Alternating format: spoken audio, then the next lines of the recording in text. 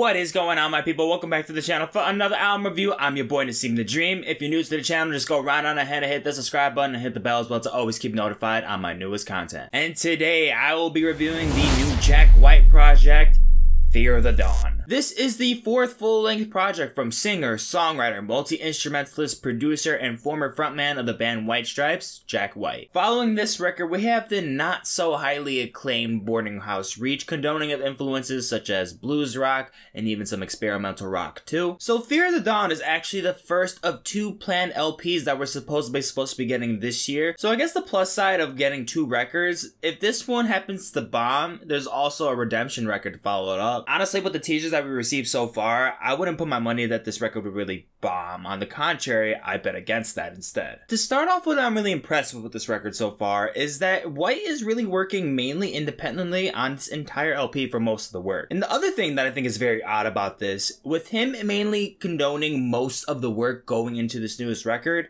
it kind of feels like you get a lot of different personality traits from Jack. Starting off with the record, we go right into the track Taking Me Back, wasting no time going into this wildly distorted leads, blemishes, and FX sounds. Jack is working wonderfully with the mix on here, roughing up the listener with sounds left, right, front, and behind without warning. Shredding these guitars like they're Munster cheese waiting to be placed on a beef sandwich. Gliding right into the title track to a familiar taste of what really sounds like to me a track from the band Wolfmother. Quickly throwing stopping blows of rock, mercilessly crushing the mix into a pummel of beef. The track that pertains to my personality the most definitely comes from the track Heidi Ho, kicking off with the dramatic opera vocal performance, trickled in with distortions leading into the lead bass lines, Q-Tip absolutely bodying this instrumental as well. White Raven shows more of a rager mentality from Jack, though I will admit that this song seems less slightly thought out compared to the rest on here. This energy just seems more uniform compared to the rest, especially when you really compare this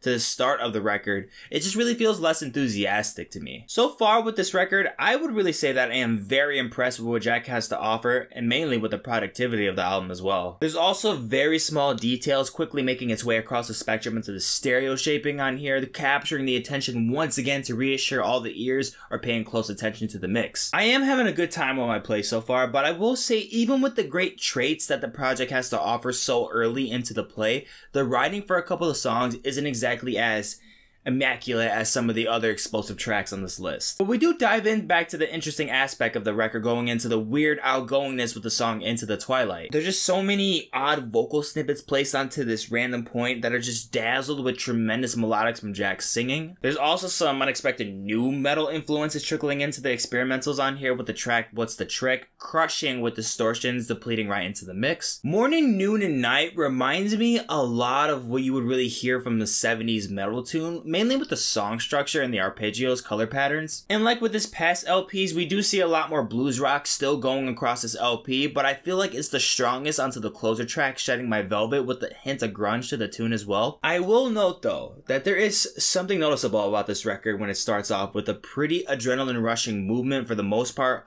all across this record, even past the half point. But I really feel like getting towards the end of this record, you kind of just feel like there's a small amount of ideas really diminishing more and more as you get to the end of this record. I feel like it's mainly with the sound selection. It really sticks to that same amount of distortions when it comes to the guitars and even with the synths on here as well. But they don't really progress into something different or really morph into something new. Like how I just said, this entire record really relies on its heavy distortions for its main sound, which is fine. I am totally fine with that. But there's gotta be a point where you either change something up about it or just change it up completely. The writing maintains its unpredictability to its benefit, but I will also say that because of this, it also becomes a more predictable move when you already use it so much early on into the record. Like there's moments when it switches up automatically into some random distortions, random bass lines, random FX noises that catch you off guard, but you already heard it before early on into the project, so you're just kind of like waiting for that new thing. There's just undoubtedly that fatigue that you really feel from the sound selection on here. You kind of are just waiting towards the end of this LP, waiting for its new sound, just kind of like,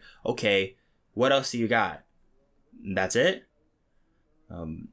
okay? But quickly, I can really just say that overall, I can really come away from this record enjoying a very select few of the tracks, but really enjoying the hell out of a lot of those tracks that I selected from this record. And I will also say that this record does achieve keeping me on my toes in hopes for something better with the next record. I don't know if I would hope for like a cinematic sequel-wise for the next record, but I would definitely want something dramatically different from this when it comes off sound selection. But until then, I guess Jack White fans will just have to take what they get from this record and just be patient. I'm gonna give Jack White's Fear the Dawn a 66%. And that is it for me today, guys. Thank you so much for watching the video. If you enjoyed, go ahead and like, share, and comment down below. And if you're not already, subscribe to the channel. Down in the description, you see all my separate tracklist ratings for the album, more videos, and also the links to my social media accounts so you can keep up with me on the daily. But catch you in the next one. Dose.